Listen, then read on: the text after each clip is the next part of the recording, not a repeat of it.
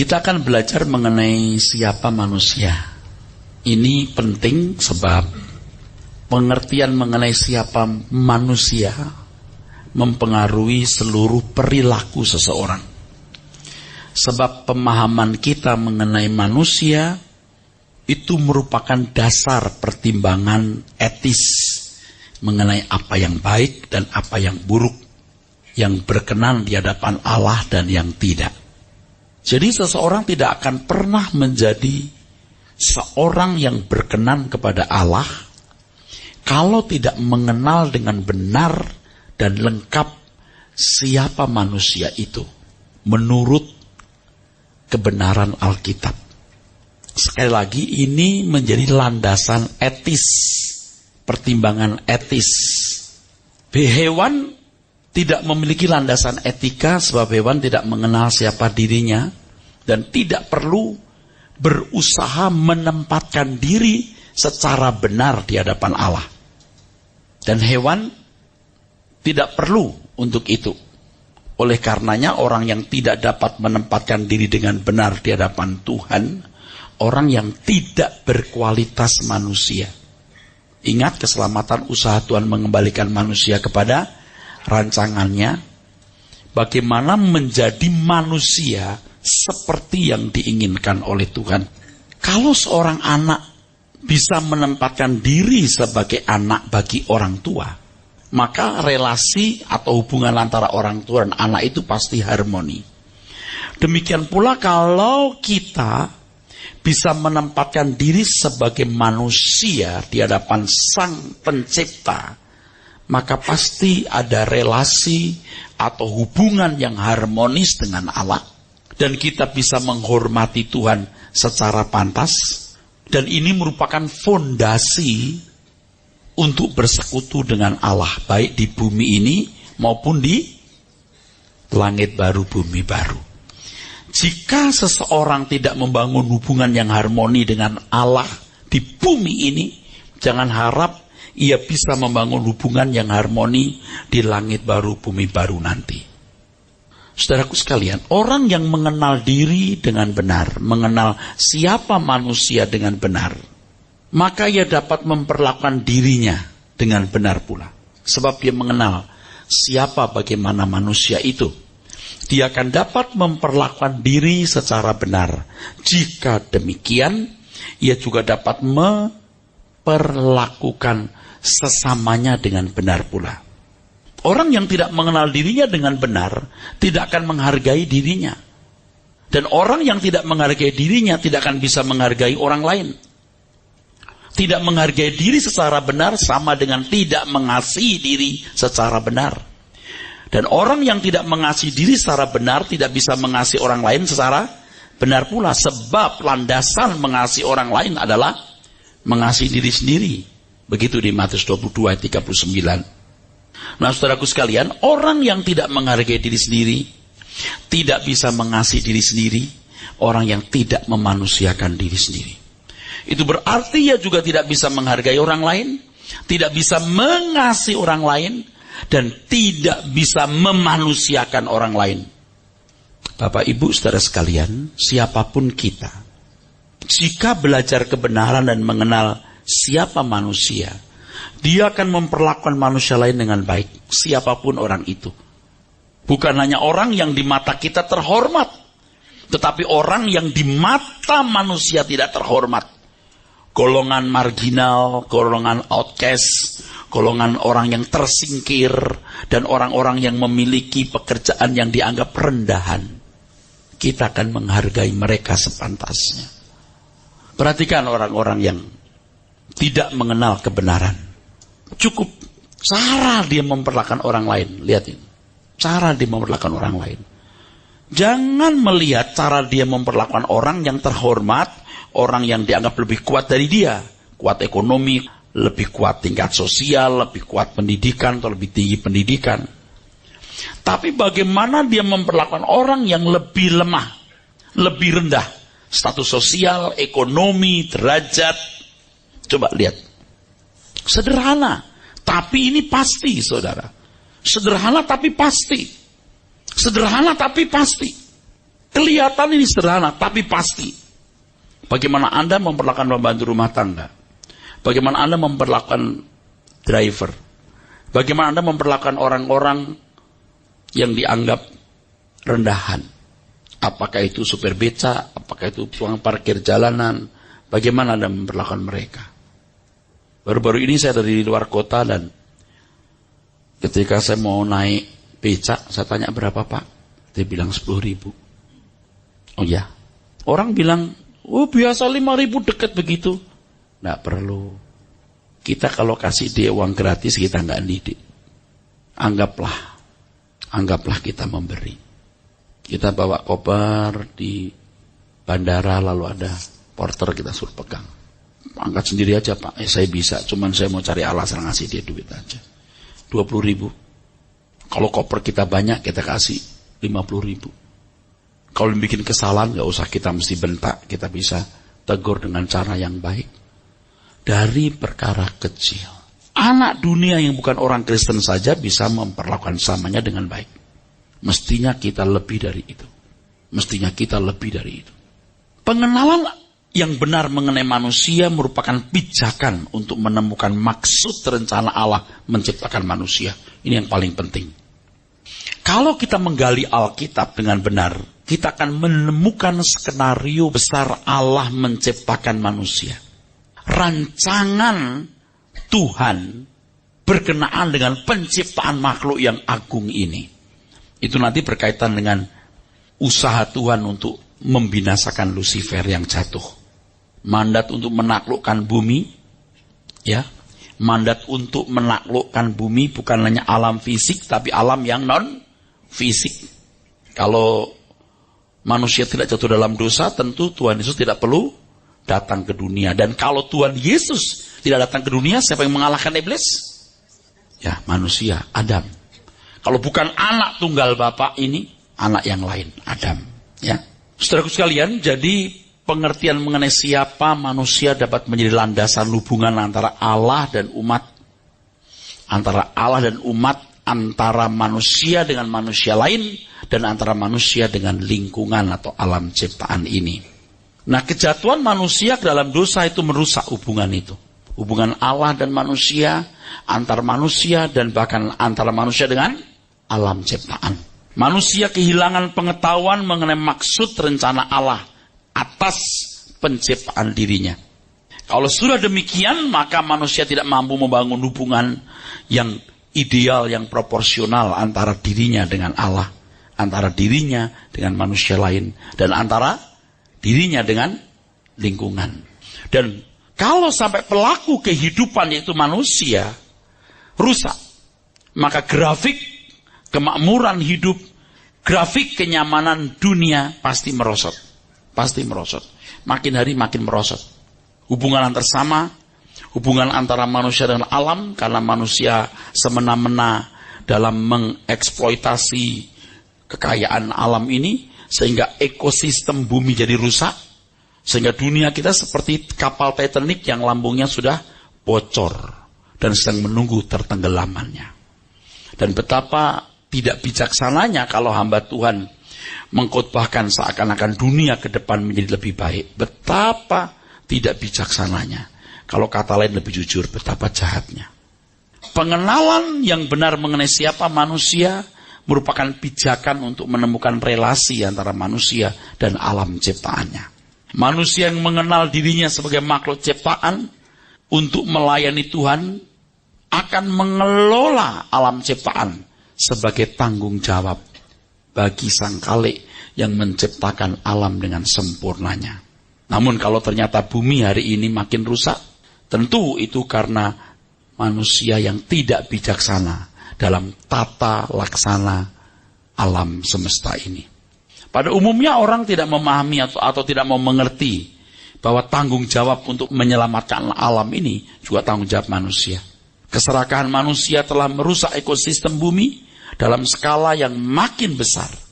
Jika hari ini banyak bencana alam, itu pun disebabkan oleh karena kelakuan manusia itu sendiri. Keselamatan dalam Tuhan Yesus Kristus merupakan proses agar ditemukan kembali pengetahuan mengenai siapa manusia itu. dan sekaligus dapat menyelenggarakan hidup sebagai makhluk ciptaan yang agung ini. Oleh sebab itu, saudaraku sekalian, tidak boleh dihindari untuk belajar siapa manusia itu. Dan banyak orang merasa sudah tahu, atau paling tidak merasa puas dengan pengetahuan tentang manusia yang telah dimiliki. Dan manusia berhenti belajar. Banyak orang berhenti belajar, jangankan jemaat. Pembicara di mimbar, seorang pendeta, bahkan seorang teolog, berhenti belajar. Berhenti belajar untuk mengenal manusia. Oleh sebab itu, Bapak Ibu, satu kehormatan kalau kita boleh belajar antropologi Alkitab ini. Antropos, manusia. Logia, ilmu atau studi. Studi mengenai manusia. Tidak menjanjikan. Tapi dari pengalaman yang saya telah lewati, menyampaikan tema ini, saudara akan takjub. Takjub. Alkitab itu menyimpan kebenaran yang luar biasa mengenai siapa manusia itu. Takjub. Bukan hanya takjub, tapi juga akan ada semacam kebingungan dan berbagai pertanyaan yang akan muncul ketika Bapak Ibu mendengar apa yang belum pernah Bapak Ibu dengar sebelumnya. Seperti tadi saya sempat singgung, kalau manusia tidak jatuh dalam dosa, Tuhan Yesus tidak perlu datang ke dunia. Kalau Tuhan Yesus tidak datang ke dunia, siapa yang mengalahkan iblis? Dengan cara apa? Nah, ini kan mesti kita bedah. Disitulah kita menemukan skenario besar. Skenario yang agung. Penciptaan makhluk manusia yang luar biasa ini. Banyak orang tidak pernah memperkarakan pertanyaan yang sekilas kedengaran konyol. Yaitu, who am I? Siapakah aku? Tentu maksud pertanyaan ini bukan sekedar menuntut jawaban dangkal seperti nama, umur, alamat, hobi, dan lain sebagainya yang bersifat status dan keberadaan lahiriah. Tetapi pertanyaan ini menuntut jawaban yang lebih fundamental. Pertanyaan yang lebih prinsip. Who am I? Jawaban yang memang sangat filosofis, tetapi sangat substantif berdasarkan apa yang Alkitab catat mengenai hakikat manusia. Kita tidak perlu menengok apa yang diajarkan oleh agama lain. Dan bila mungkin kita menghindarkan diri dari usaha membandingkan. Kalaupun kita membandingkan, kita tidak perlu menunjuk lawan perbandingan kita. Jawaban terhadap who am I? Siapa aku? Harus didapat dari Alkitab. Sebab Alkitab adalah satu-satunya narasumber yang kita percaya.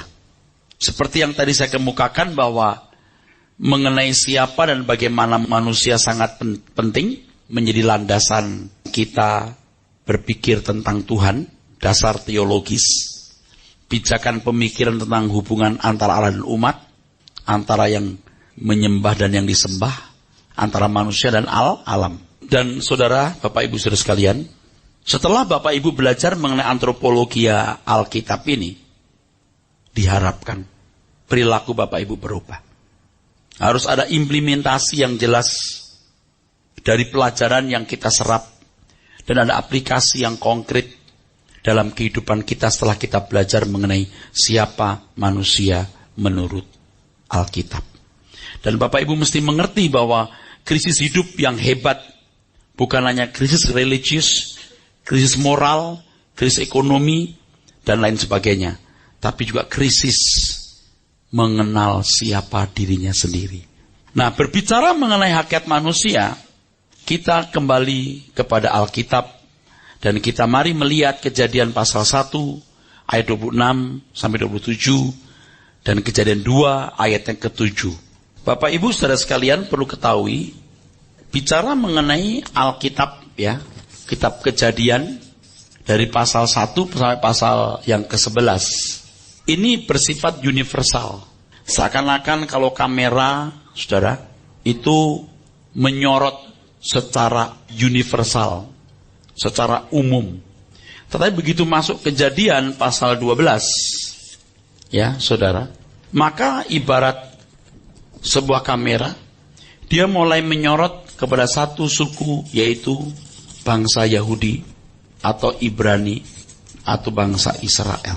Yang dimulai dari bapak moyang mereka Abraham. Nah, kita masih ada di Kejadian pasal 1 dan Kejadian pasal 2 ya, yang bersifat universal atau umum. Begitu masuk Kejadian 12, maka saudara melihat bagaimana fokus Alkitab tertuju kepada satu suku bangsa ini, bangsa Yahudi atau bangsa Israel. Kejadian pasal 1 ayat 26-27, silakan. Kejadian 1 ayat 26 dan 27. Berfirmanan Allah, baiklah kita menjadikan manusia menurut gambar dan rupa kita, supaya mereka berkuasa atas ikan-ikan di laut, dan burung-burung di udara, dan atas ternak, dan atas seluruh bumi, dan atas segala binatang melata yang merayap di bumi. Ayat 27. Maka Allah menciptakan manusia itu menurut gambarnya. Menurut gambar Allah diciptakannya dia, laki-laki dan perempuan diciptakannya mereka. Kejadian pasal 2 ayat yang ke-7.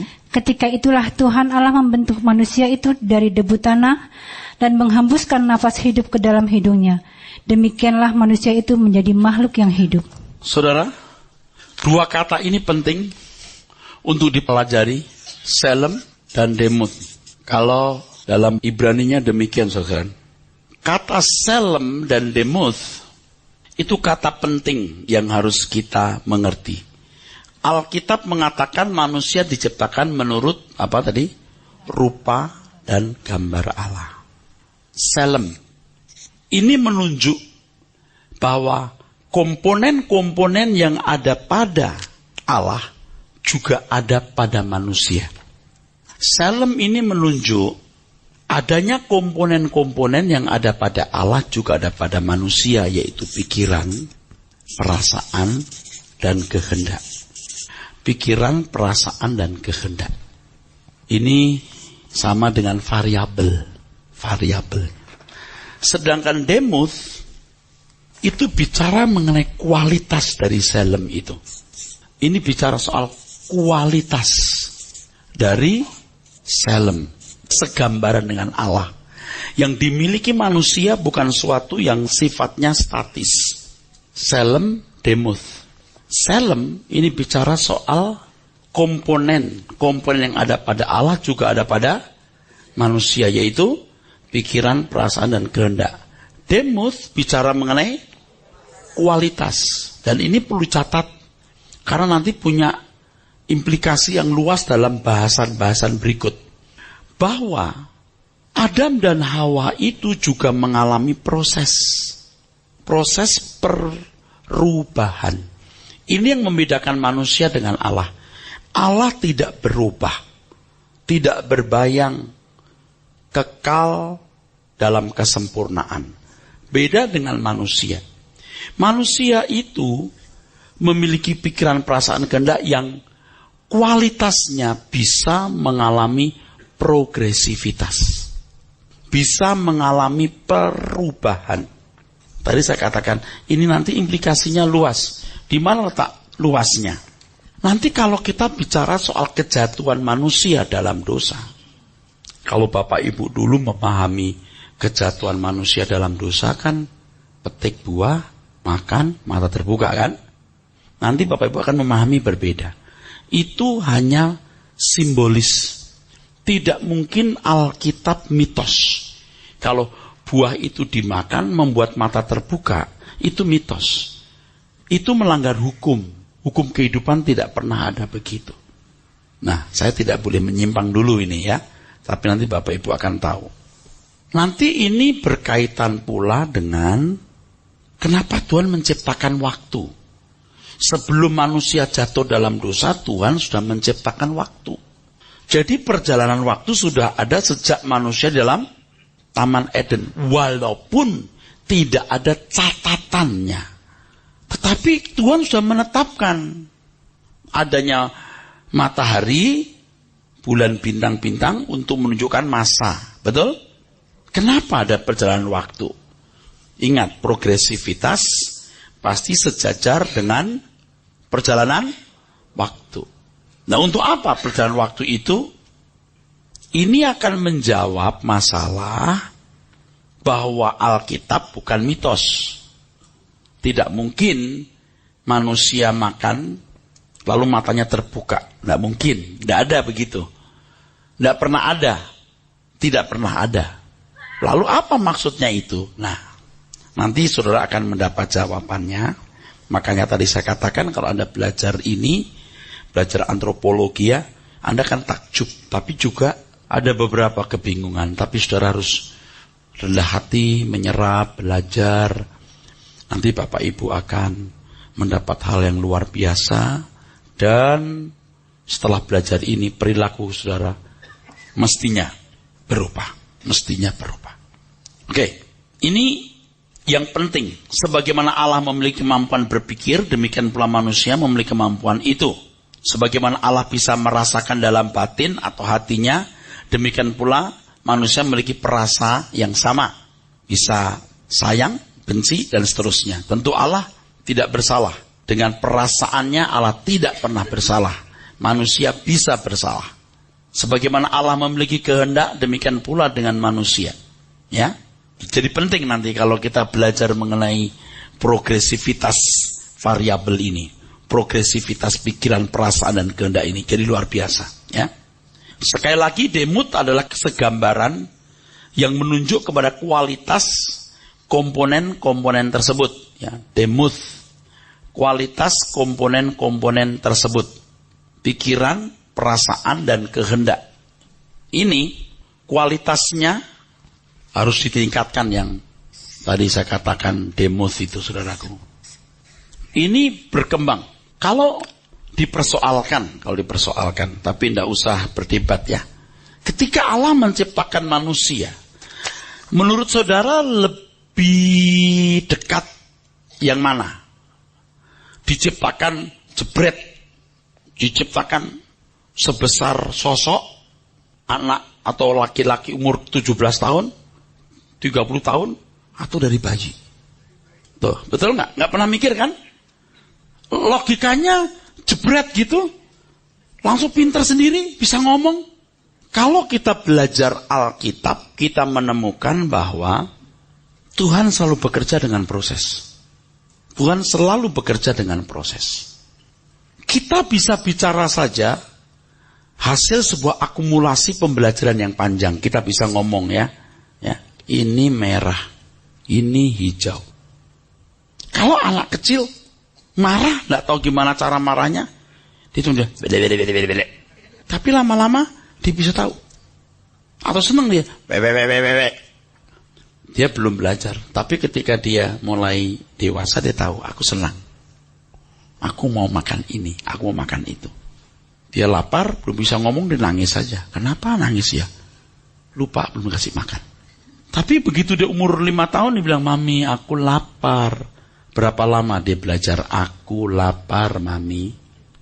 Kok tahu itu namanya lapar? Kalau monyet, dari dulu kalau lapar dibanting-banting badannya di dalam kerangkengnya itu. Dia cuma bisanya begitu. Dia marah-marah, atau dia lemes, dia bengong, gini. Nah, manusia tahu, oh dia lemes. Dia lapar. Coba kalau monyet punya kecerdasan seperti manusia, dia bisa berteriak, lapar. Nah kembali, ketika Allah menciptakan manusia, kira-kira seketika setinggi 170 cm atau seperti bayi. Nah, jangan dijawab, renungkan. Sebab nanti ini akan saya bahas lagi di hal progresivitas ini, demuth ini. Nanti akan saya bahas lagi ini. Karena ini penting. Ini penting. Dalam banyak buku teologi yang mengulas doktrin manusia, beraneka ragam penjelasan para teolog mengenai dua kata tersebut. Ya, selem dan demuth. Biasanya diartikan bersinonim ya. Yang dikatakan bahwa manusia diciptakan segambar dengan Allah. In his own image. Atau imago Dei ya. Ini kata yang penting ya Bapak Ibu. Biasanya cukup diartikan imago Dei, tapi dalam bahasa Ibraninya selem demuth. Itu juga sebenarnya dua kata yang digabung. Ini menyimpan banyak misteri. Nah, yang saya pahami itu, siapa tahu 2 tahun lagi, setahun lagi, 5 bulan lagi atau ke depan Tuhan bukakan rahasia lebih dari ini. Tapi yang saya pahami ini sudah cukup membuat saya melihat hal yang besar. Karena kalau satu rahasia dibuka itu nanti merembet ke yang lain. Ya, merembet yang lain. Ya, imago Dei. Atau similitudo. Similitudo. Ini bahasa Latin. Ya. Bapak Ibu, ada kalimat penting yang saya mau ucapkan, dicatat ya. Gambar Allah atas manusia inilah yang memberi nilai pada manusia. The image of God is what makes man. The image of God is what makes man. Gambar Allah merupakan sesuatu yang intern di dalam diri manusia yang tidak bisa dilepaskan. Jadi sekalipun manusia jatuh dalam dosa, selemnya tidak hilang. Nggak hilang. Pikiran, perasaan apa tadi? Kehendak tidak hilang. Ini tidak hilang. Hanya manusia tidak mampu mengelola pikiran perasaannya untuk bisa searah dengan pikiran perasaan Allah. Itu maksudnya kehilangan kemuliaan Allah. Jadi ketika dikatakan manusia kehilangan kemuliaan Allah itu, pikiran perasaan manusia tidak bisa dikelola untuk bisa searah dengan pikiran Tuhan. Tentu nanti setelah Tuhan Yesus datang ke dunia, ya, Tuhan memberikan keselamatan, Tuhan Yesus menjadi guru kita, jadi teladan kita, pikiran, perasaan, dan kehendak kita harus mau dikelola untuk bisa sepikiran, seperasaan dengan Allah. Dan itulah proses keselamatan. Dan menjadi orang Kristen itu hanya untuk itu. Hidup Anda tidak boleh disita untuk yang lain. Yang lain menjadi tidak ada artinya dibanding dengan usaha supaya pikiran, perasaan, dan kehendak kita bisa kita kelola, kita jalankan sesuai dengan pikiran, perasaan Allah. Karena itu maksud Tuhan menciptakan manusia. Manusia yang segambar dengan dirinya. Memang tidak pernah manusia sama seperti Allah. Tidak pernah. Tidak pernah manusia sekualitas dengan Allah. Memang tidak pernah. Memang tidak pernah. Tetapi manusia harus mencapai satu taraf di mana manusia bisa seiring dengan Tuhan. Amin. Nangkap ya saudara? Seperti anak yang dididik oleh papa mamanya. Agak sulit anak bisa sehebat papa mamanya dalam usia tertentu. Oke? Usia 7 tahun nggak mungkin. 20 tahun mulai mungkin. 30 tahun diharapkan bisa. Tapi umur 30 tahun nggak bisa. Waduh, berat. Ya, nanti kita bicara soal kenapa Allah menciptakan matahari, bulan, dan bintang. Nah, itu soal waktu. Ketika waktu yang Allah sediakan agar manusia mencapai standar Allah tidak bisa, maka manusia hilang kemuliaan, tidak akan pernah mencapai itu. Sampai nanti Tuhan Yesus Kristus datang dan mengajarkan kita kualitas hidup yang Tuhan kehendaki. Jadi kalau saudara sering mendengar orang ceramah soal gambar diri, tahu? Seakan-akan manusia pernah punya gambar diri yang bagus terus jatuh. Tidak. Manusia belum pernah mencapai gambar diri yang Allah kehendaki. Tidak pernah. Belum pernah. Dulu juga saya pikir manusia jatuh dalam dosa artinya gambar dirinya rusak. Manusia belum sampai mencapai gambar diri yang Allah kehendaki. Beda kan? Halo? Nah, nanti kita belajar.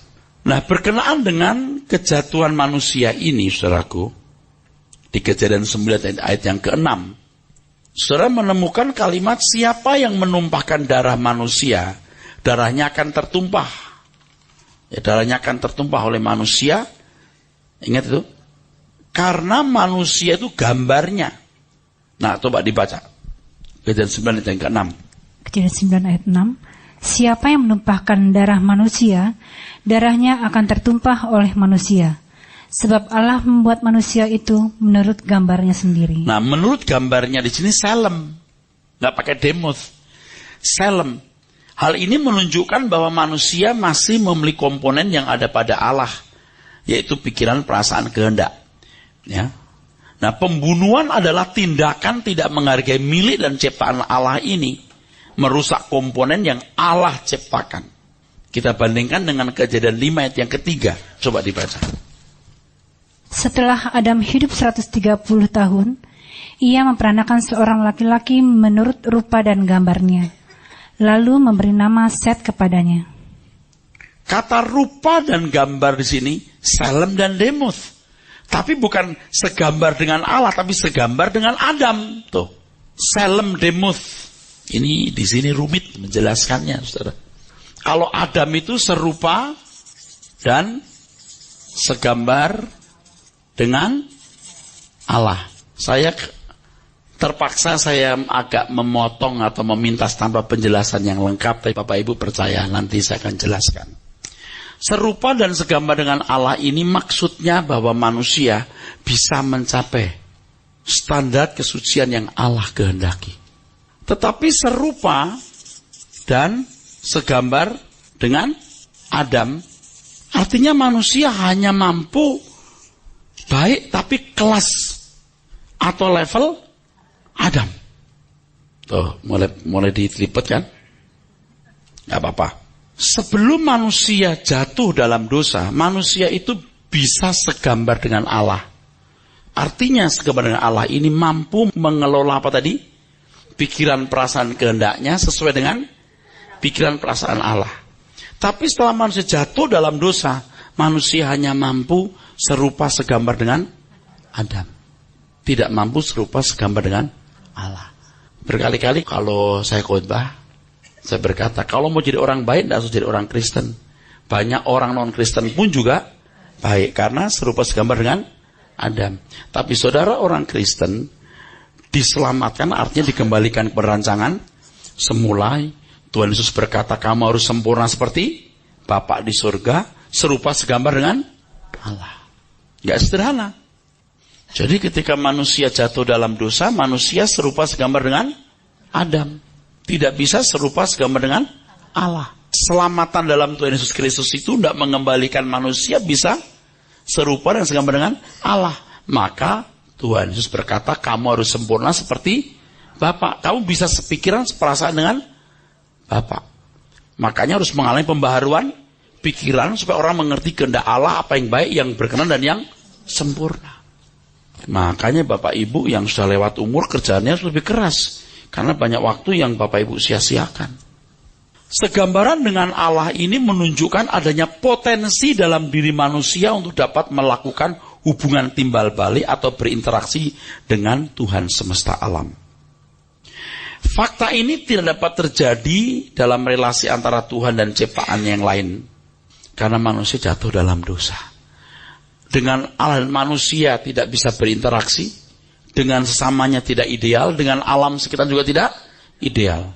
Tidak bisa dipertahankan. Makanya bumi harus dihancurkan. Dan manusia yang membahayakan ciptaan yang lain juga harus dibinasakan. Kalau manusia tidak mengalami proses penyempurnaan, tidak bisa tune dengan Tuhan. Tidak bisa berinteraksi. Manusia berkualitas rendah. Maka harus ada usaha terus-menerus untuk meningkatkan kualitas diri, demuth, tahu? Demuth tadi, meningkatkan demuth tadi, supaya manusia bisa berinteraksi. Nah, jadi gini saudara, Selem di sini, ini kan tidak berubah, pikiran perasaan tidak berubah. Manusia tetap berkualitas seperti manusia, tidak rusak seperti binatang. Walaupun ada kelakuan manusia juga seperti binatang. Tapi manusia tidak kehilangan kemanusiaannya.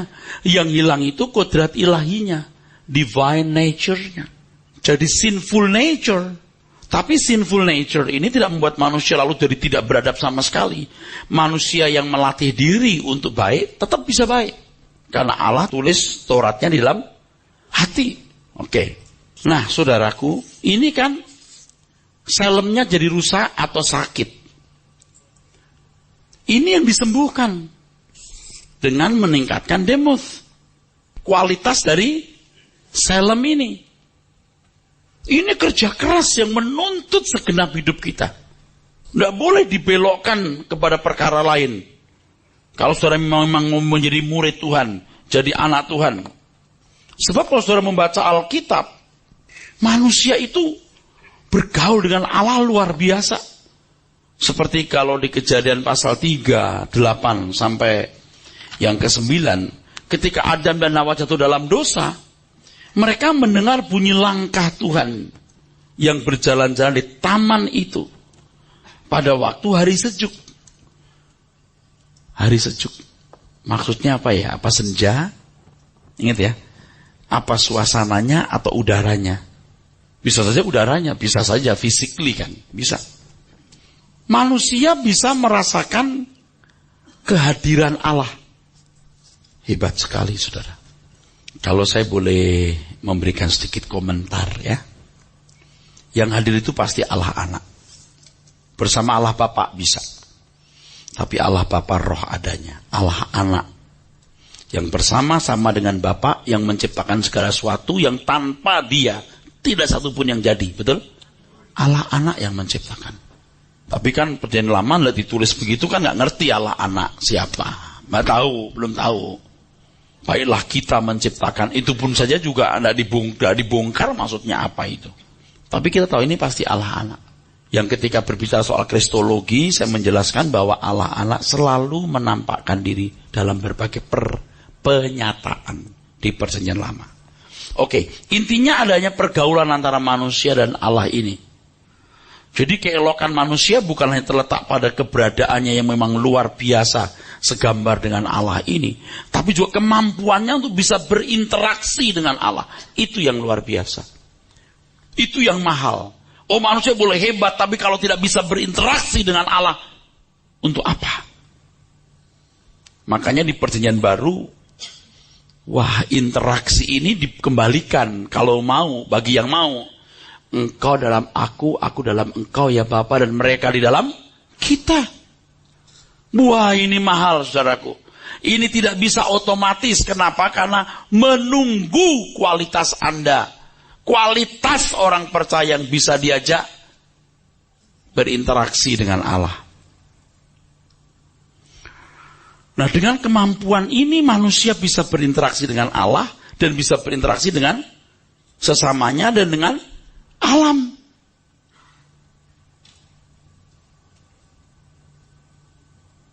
Tapi ketika manusia jatuh dalam dosa, ya dengan sesamanya udah nggak baik, saudaraku. Cerita Kain dan Habil kan memberikan peta bagaimana manusia gagal berinteraksi dengan sesamanya secara benar, dengan lingkungannya. Hari ini kita lihat pembabatan, pembalakan hutan, daerah serapan air yang dibangun perumahan tanpa berpikir panjang. Duit yang penting. Kalau saudara pergi ke luar negeri, beberapa negara tidak gampang bangun rumah sembarangan.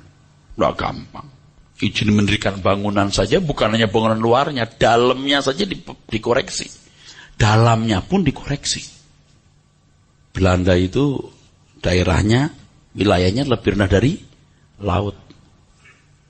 Jarang kita dengar Belanda jadi cendol, saudara. Kualitas manusianya. Nah, bayangkan kalau di langit baru, bumi baru nanti kualitas manusianya seperti manusia di... Manusia itu diberi kemampuan yang hebat, tetapi karena manusia rusak, waduh, udah, tidak bisa diharapkan lagi. Makanya harus diperbaiki lagi. Nah, kalau kita melihat fakta hari ini, dunia banyak dikuasai oleh orang-orang yang fasik. Ekonomi, kekuatan politik, orang fasik yang lebih berkuasa. Ya, anak Tuhan juga sesekali punya kesempatan mewarnai dunia, tapi tidak dominan. Harus diakui, ke belakang ini makin rasanya suara kebenaran makin tidak didengar. Yang kuat itu yang punya duit, yang kuat itu yang bisa berpolitik, yang kuat itu yang pintar diplomasi. Dan Alkitab juga mengatakan kok, kejahatan makin bertambah, kedurakan makin bertambah, kasih kebanyakan orang makin dingin. Makanya dunia nggak bisa dipertahankan lagi, saudara. Nah, saudara sekalian, manusia dalam ketidakberdayaannya masih dapat merindukan dan belajar tentang Tuhan. Masih bisa. Kalau ada orang berkata, wah nggak bisa, manusia itu mati katanya. Yang namanya mati nggak bangkit. Pengertian mati nggak boleh diartikan fatal. Lalu manusia tidak punya kerinduan sama sekali menjangkau Allah. Kita nggak boleh konyol begitu, saudara. Pada kenyataannya kita lihat Ayub, betul? Ayub, Henok, betul? Kok nggak lihat ya? Kok semua dipukul rata, manusia mati, udah nggak bisa punya kerinduan Memang, saudaraku, manusia tidak akan bisa mencapai kebaikan yang Allah kehendaki. Tapi manusia masih bisa belajar berbuat baik. Dan dalam sejarah kehidupan kita menemukan ada orang-orang yang dinilai Tuhan baik. Bahkan yang diakui Tuhan sebagai sahabat-sahabat Allah. Sahabat-sahabat Tuhan. Nah, saudaraku sekalian, manusia diciptakan lebih mulia dari segala sesuatu. Tadi saya sudah menunjukkan adanya pikiran, perasaan, dan kehendak. Dengan pikiran manusia bisa berlogika, berasionalisasi. Dengan perasaan manusia bisa merasakan. Ya. Dengan kehendak manusia punya niat dan hasrat. Dan kehendak manusia itu bebas, liberum arbitrium. Tetapi kejatuhan manusia dalam dosa membuat manusia kehilangan kemuliaan ini. Dalam Alkitab dikatakan berdosa itu hamartano, artinya meleset. Bukan jadi tidak beradab. Ini penting ini. Saya terus bicara di sini karena tidak sedikit gereja dan aliran teologi yang fatal sekali memandang manusia itu sudah rusak total, bagaimana begitu. Hamartano itu artinya meleset. Itu meleset. Jadi tidak tepat seperti yang Allah kehendaki. Berbuat baik bisa, tapi tidak bisa persis seperti yang Allah mau. Dan Allah itu maunya manusia melakukan apa yang persis seperti yang Dia inginkan. Katakan amin. Dan keselamatan dalam Tuhan Yesus Kristus mengembalikan manusia kepada hal ini. Supaya manusia tidak tereliminasi, terpisah dari Allah selama-lamanya. Harus bisa membedakan ya saudaraku. Ini perlu catatan penting. Di Roma 3:23. Terus di Roma 6 ayat 23. Saudara bisa membaca di sini manusia kehilangan kemuliaan, artinya manusia tidak bisa mencapai kesucian Allah, betul? Ingat itu, amin. Upah dosa adalah maut. Maut di sini bukan mati loh, tidak sama dengan mati.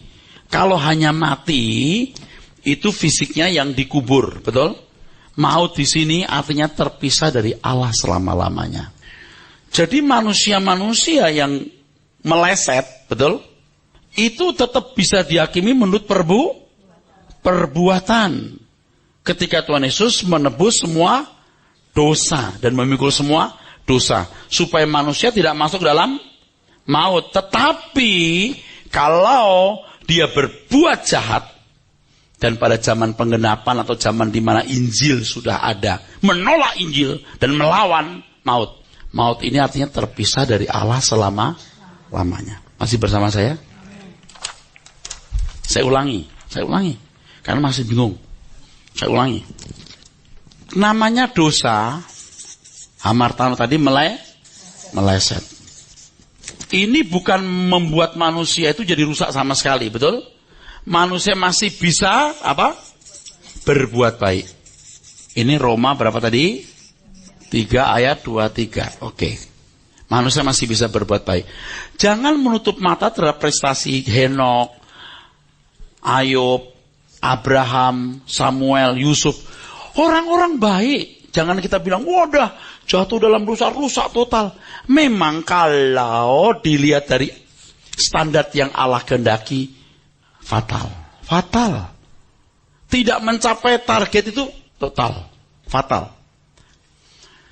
Tetapi Tuhan Yesus itu mati di kayu salib menebus semua dosa manusia. Perbuatan baik ini masih memungkinkan orang masuk dunia akan datang. Supaya manusia jangan masuk ke dalam maut. Roma 6:23. Ini apa maut? Maut itu bukan mati. Kalau disebut mati boleh. Kematian yang kedua, lautan api. Ini lautan api. Ya. Kenapa saya harus berbicara di sini? Saya mesti mengatakan kepada saudara bahwa kejatuhan manusia dalam dosa tidak membuat pikiran, perasaan, kehendak atau komponen-komponen tadi, selemnya tadi lenyap. Tapi sakit atau cacat atau rusak. Betul? Nah, keselamatan dalam Tuhan Yesus Kristus itu membuat manusia yang meleset tidak meleset lagi. Bukan hanya berbuat baik, tapi juga mengerti kehendak Allah apa yang baik, yang berkenan dan yang sempurna. Nah, demikian pula dengan perasaan manusia. Perasaan manusia, saudaraku, perasaan yang harus dikuduskan.